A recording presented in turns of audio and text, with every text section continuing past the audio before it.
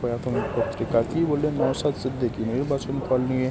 এবার মুখ খুলল আইএসএফের নওশাদ সিদ্দিকী। কী বললেন শুনুন। ফেসবুক পোস্টে লিখেছেন Indian secular front Pirzada Mohammad Naushad Siddiqui ভাইজানের সমস্ত রকম আপডেটস ও খবরাখবর সকলের আগে দেখতে আমাদের এই ইউটিউব চ্যানেলটিকে সাবস্ক্রাইব করে পাশের ঘন্টাটি বাজিয়ে রাখুন।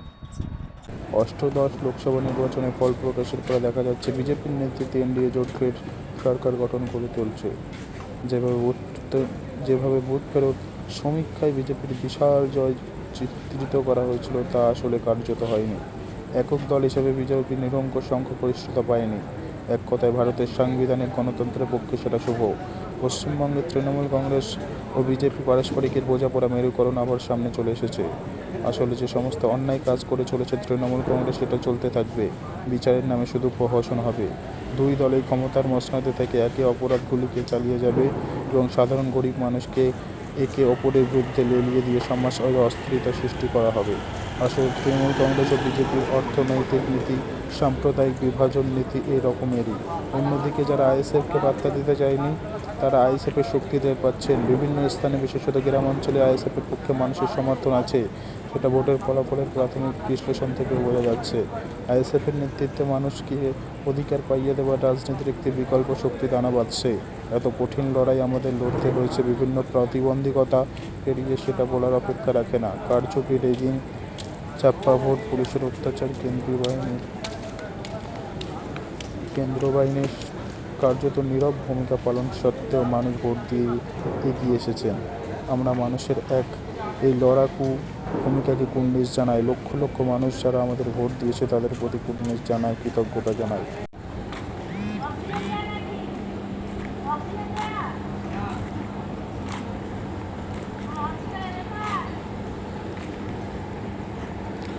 আমরা সবসময় বলে এসেছি এটা গণতন্ত্র রক্ষার লড়াই, হিংসার বিরুদ্ধে লড়াই।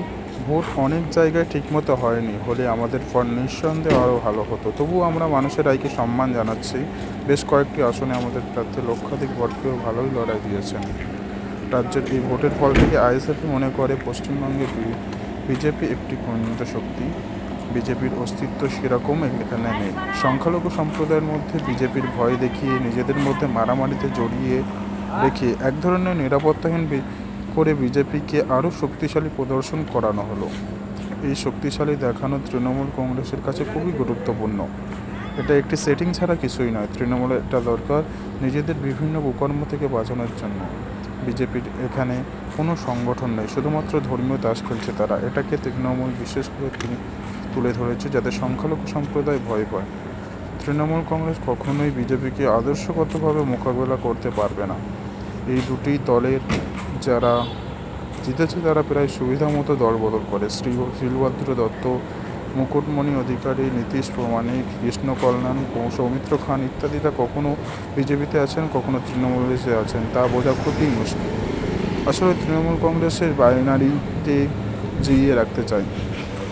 এই রাজ্যে আর্থসামাজিক অবস্থা শোচনীয়। এখানে দেশের মধ্যে সবথেকে বেশি পরিযায়ী শ্রমিক রয়েছে।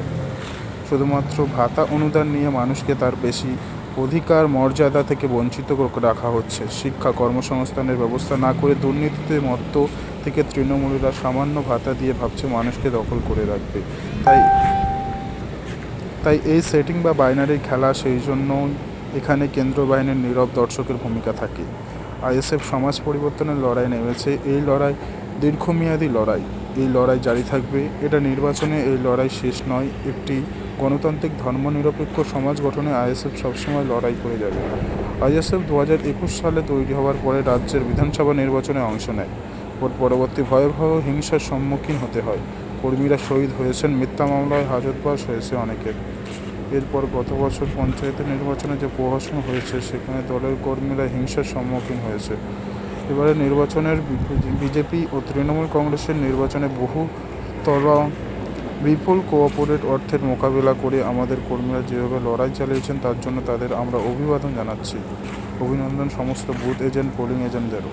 যেভাবে মাটি কামড়ে থেকে হার না মানা জেদ নিয়ে তারা দুষ্কৃতীদের রুখে রেখেছেন, সেটা তারিফযোগ্য। ধন্যবাদ সমস্ত স্তরের নেতৃত্ববৃন্দকে। আজ ফলাফল ঘোষণা হওয়ার পর থেকেই ভাঙড়, ক্যানিং সহ বিভিন্ন জায়গায় তৃণমূল কংগ্রেসের দুষ্কৃতীরা আইএসএফ কর্মী সমর্থকদের উপরে জুলুম নির্যাতন শুরু করেছে। কর্মীদের মারধর, ঘরবাড়ি লুট, এলাকায় বোমাবাজি 2021 এবং ভোট পরবর্তী হিংসাকে ফিরিয়ে আনতে চাইছে। প্রশাসনকে অবিলম্বে হিংসা দমন করা, শান্তিপূর্ণ পরিবেশ বজায় রাখার জন্য সদর্থক ভূমিকা পালন করতে হবে। বাংলার গণতন্ত্র রক্ষার রাজ্যে সরকারকে রাজধর্ম পালন করতে হবে।